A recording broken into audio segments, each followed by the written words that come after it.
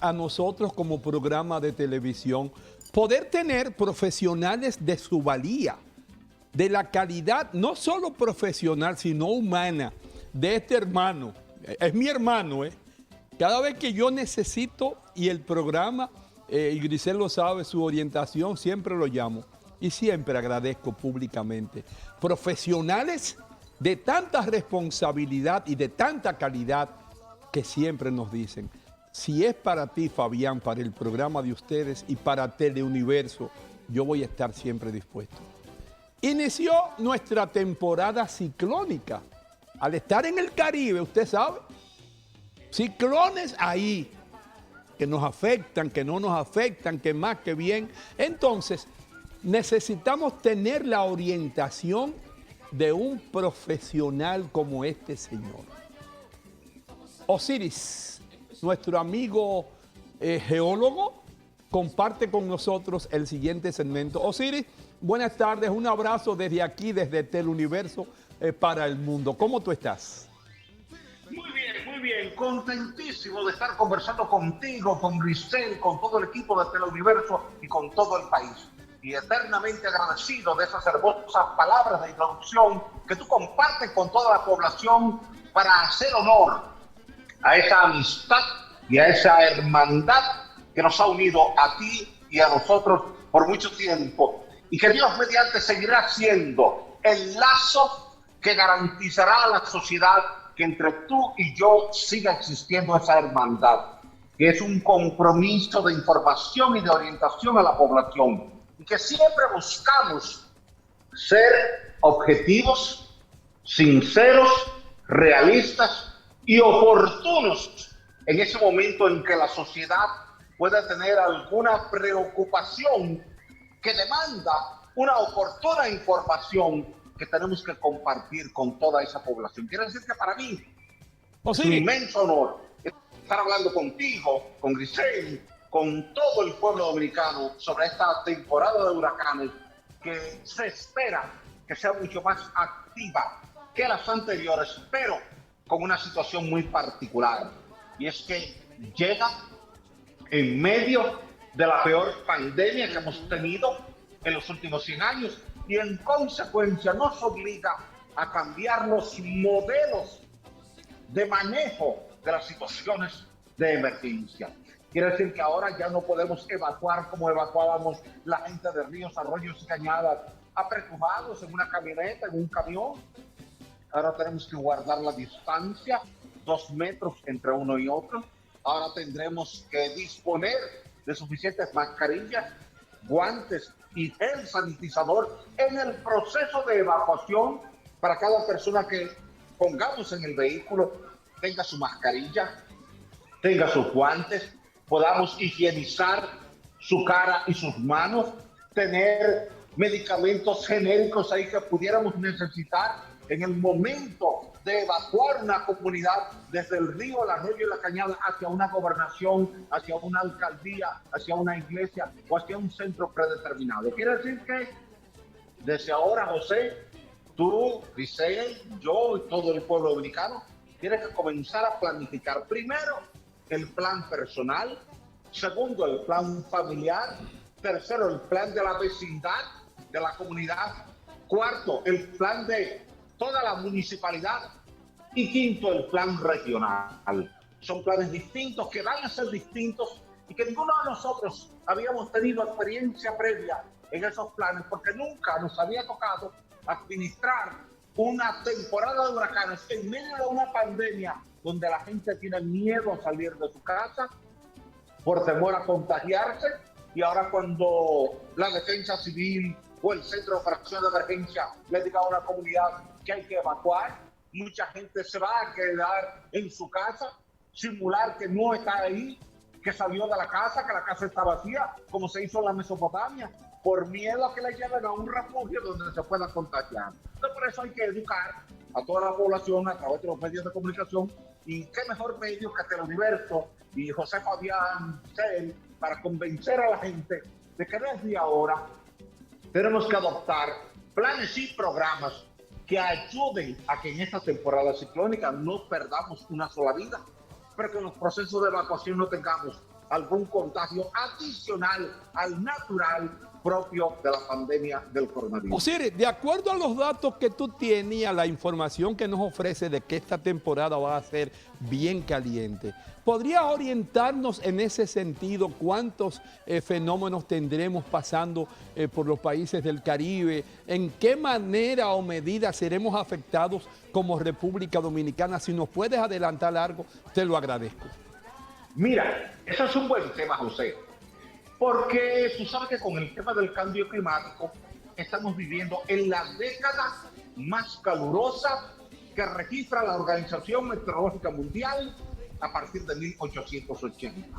Este es el mayo, el junio, el julio, el agosto, el septiembre más caluroso que tú has tenido. Recuerda que el año pasado fue un récord, pero el anterior así, cada nuevo año está marcando un récord de altas temperaturas. Eso implica que la superficie del mar Caribe y del océano Atlántico, que es donde estamos nosotros, hoy está más caliente que el año pasado y el pasado estaba más caliente que el año anterior. En consecuencia, como esa alta temperatura es responsable del vapor de agua y ya el fenómeno del Niño se redujo en el Pacífico, lo que quiere decir que estamos en un periodo de neutralidad, pero caminando hacia un fenómeno de la Niña. Y siempre que tenemos el fenómeno de la Niña, en el Atlántico tenemos mínimo 14 fenómenos meteorológicos. Eso lleva a que se haga un pronóstico combinando la situación neutra con tendencia a desarrollar el fenómeno de la Niña, más los modelos matemáticos de que podríamos tener entre 14 y 21 tormentas tropicales. Y que de esas, la mitad, entre 7 y 10 o 7 y 11, en ese rango, podrían evolucionar a huracanes. Y que de esos, la mitad podrían llegar a la categoría de huracanes mayores. Quiere decir, huracanes categoría 3, 4 o 5. Estamos hablando de vientos por encima de 185 kilómetros por hora, con mucha capacidad de hacer daño en los centros urbanos, de provocar mucha lluvia y desbordamientos de ríos, arroyos y cañadas, de provocar colapso de árboles, de letreros, de techos de zinc que no estén bien fijos, de hacer colapsar puertas y ventanas que podrían entonces dañar lo que encuentre dentro del hogar. Y eso tenemos que verlo en función de la ubicación geográfica donde estamos. Hay dos flujos de viento preferenciales. Un flujo de viento que se va al norte de Puerto Rico y al norte de Samaná y de Puerto Plata, se va por el Atlántico abierto y que solamente nos hace daños en la costa noreste y norte, desde Miche y Sabana de la Mar hasta Puerto Plata y Montecristi. Pero ocurre que este año las temperaturas del mar Caribe, en la parte sur, al sur de Higüey, de La Romana, de San Pedro, de Santo Domingo, de San Cristóbal, de Baní, de Azua, de Barahona, están mucho más calientes. Eso quiere decir que cualquier fenómeno meteorológico que venga desde el océano Atlántico, que está ahora más frío, hacia el mar Caribe, que está ahora mucho más caliente, se va a fortalecer al llegar al mar Caribe, porque va a recibir mayor cantidad de vapor de agua, y ese vapor de agua es el combustible que alimenta y fortalece el fenómeno meteorológico.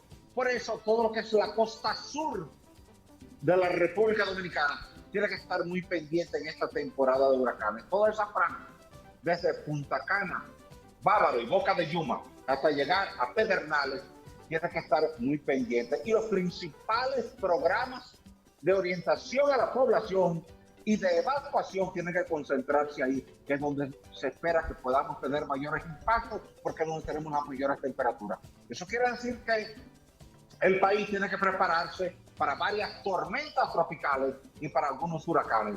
Es de mayor riesgo en el momento actual el litoral sur que el litoral norte, porque el sur está más caliente que el norte. Okay. En el sur tenemos el mar Caribe y en el norte el Atlántico. Entendido. Pero recuerda que ya el 16 de mayo se formó la tormenta Arthur al noreste de la Florida.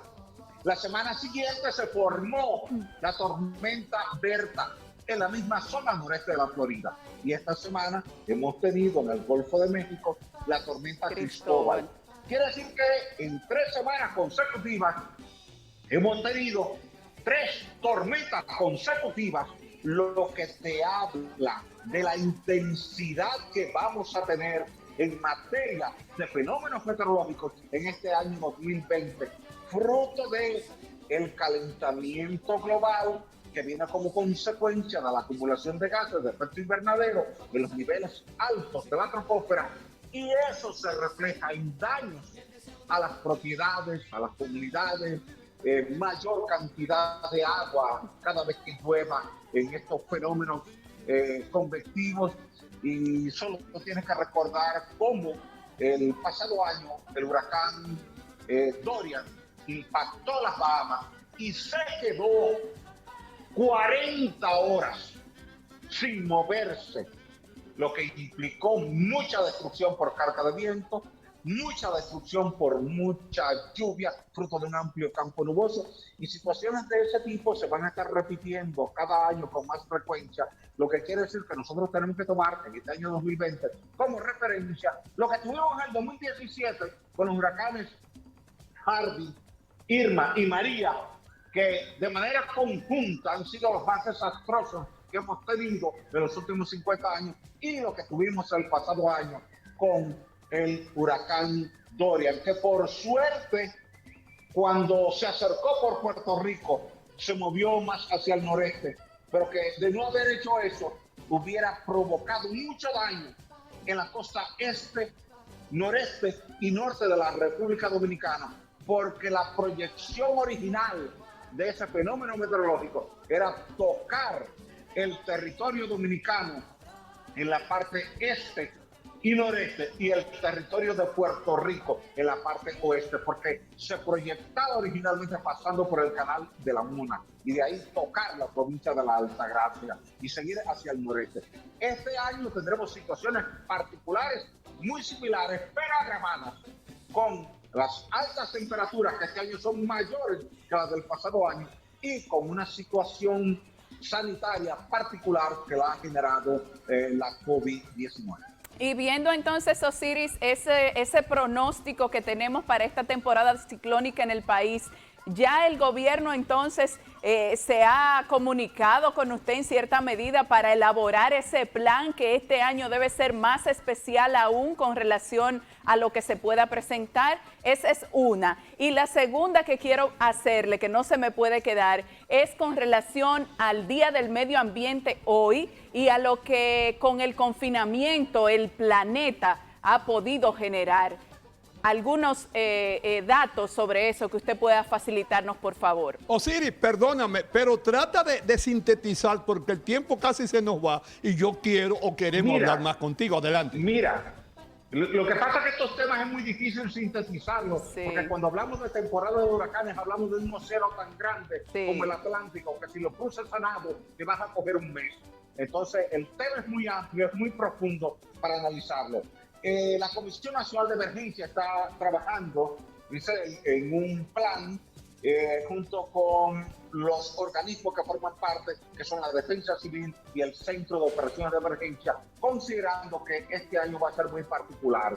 En cuanto al beneficio que ha recibido el medio ambiente por esta pandemia, te diría que los niveles de dióxido de carbono se redujeron en China un 25% y a nivel global, a nivel mundial, un 6%. Los niveles de óxido nitroso en Latinoamérica se redujeron entre un 80% en Bogotá, que fue donde mayores niveles de reducción hubo, y un 20% en Chile, que no tenía cuarentena total, pero que ahora tiene ya una cuarentena total. Quiere decir que el medio ambiente se ha beneficiado porque como el sector transporte aporta el 30% del volumen total de gases y la industria aporta otro 30% y hubo una pausa en el transporte y en la industria, eso implicó que entonces los niveles de emisiones de gases contaminantes se redujeran de forma extraordinaria, y eso se identificó con el satélite Copérnico, que al hacer un rastreo evidenció cómo en China, como en el norte de Italia, como en España, como en Latinoamérica, se redujeron drásticamente los niveles de dióxido de carbono y de óxido nitroso, que fueron los gases que más se redujeron en esta etapa de cuarentena por la COVID-19. No quiero dejarte ir porque tú eres una persona muy bien informada. No solo eres geólogo, yo te conozco bien. Y estás en la capital, tú estás en el centro del asunto. A nivel político, dime, aunque sea en 2 minutos, ¿cuál es la situación? PLD, PRM, ¿realmente hay un empate técnico como se dice o por el contrario le lleva 18, 17 puntos Luis Abinader al candidato Gonzalo? ¿Cuál es tu información? ¿Cuál es tu óptica en 2 minutos? Mira, José, la situación real en el momento actual es que hay prácticamente un empate técnico entre el PRM y el Partido de la Liberación Dominicana. Y la separación va a depender del manejo que tenga cada uno de los candidatos en estas 4 semanas que quedan por delante. En la encuesta más reciente, la Marpen evidenció que hay un descenso en las preferencias por parte del PRM y hay un ascenso en las preferencias por parte del PLD. Y que donde mayor descenso ha habido ha sido en la fuerza del pueblo. Ese es el dato que arroja la encuesta más reciente y que es una encuesta que ha acertado en la mayoría de las veces que ha muestreado, indistintamente de cuál sea la metodología que haya utilizado. Quiere decir que cuando uno revisa las diferentes encuestas, las muestras que se tomaron, cómo se distribuyeron, los resultados que arrojaron, hay que llegar a la conclusión de que en el momento actual hay un empate técnico entre el PRM y el PLD, pero con una ligera tendencia descendente del PRM y una ligera tendencia ascendente del PLD. Esa es una realidad indistintamente de a quién beneficie o a quién perjudique. Una de las cosas que tiene que hacer el liderazgo político en todas partes del mundo es tomar los datos para trabajar en base a esas realidades, identificar fortalezas y debilidades, y entonces contribuir a que sus fortalezas sigan siendo fortalezas y a que sus debilidades dejen de ser debilidades y pasen a ser fortalezas. Yo veo las encuestas siempre como herramientas de trabajo, como datos, como insumo que recibe el político, el partido, la prensa, el liderazgo empresarial, y a partir de ahí entonces ver cuál es la proyección que se puede establecer. Y creo que en esta situación de la pandemia, el PLD se ha manejado mejor que el PRM, del mismo modo que con la crisis electoral municipal, el PRM se manejó mejor que el PLD. Quiere decir que ahí se han estado equilibrando las ventajas significativas que tuvo el PRM en la crisis frente a la Junta Central Electoral, ayudó a un mejor posicionamiento en las elecciones municipales, pero esta situación de la pandemia le ha permitido a líderes del PLD hacer un buen trabajo y equilibrar esa situación de desventaja que se le había presentado con la crisis de las elecciones municipales. Creo que eso es lo que ha permitido que al día de hoy ambos candidatos vayan compitiendo cabeza con cabeza, y a partir de este momento el accionar de cada uno de ellos, promoviendo sus virtudes y no promoviendo los defectos del otro, es lo que le va a permitir sacar ventaja frente a la sociedad. La sociedad no anda buscando mis críticas hacia José Fabián, sino qué yo puedo hacer desde la administración pública en favor de la sociedad. A nadie se le premia por críticas, se le premia por sus aportes a la sociedad. Y creo que en ese sentido, José, el liderazgo político dominicano, alto, medio y de base, tiene que ir cambiando su discurso y concentrarse más en propuestas que en criticar y detractar a sus competidores. Hermano, gracias, buen fin de semana. Quisiera seguir contigo, pero ya, no te preocupes, que voy a seguir llamando o vamos a seguir, como siempre, para que nos asesore, nos oriente. Gracias, hermano. Gracias a ti, gracias a todo el pueblo dominicano. Abrazos, bendiciones y buen fin de semana para todos. Y abrazo también para Georgia. Amén, igual, Osiris, gracias. Encantado. Continuamos. Excelente.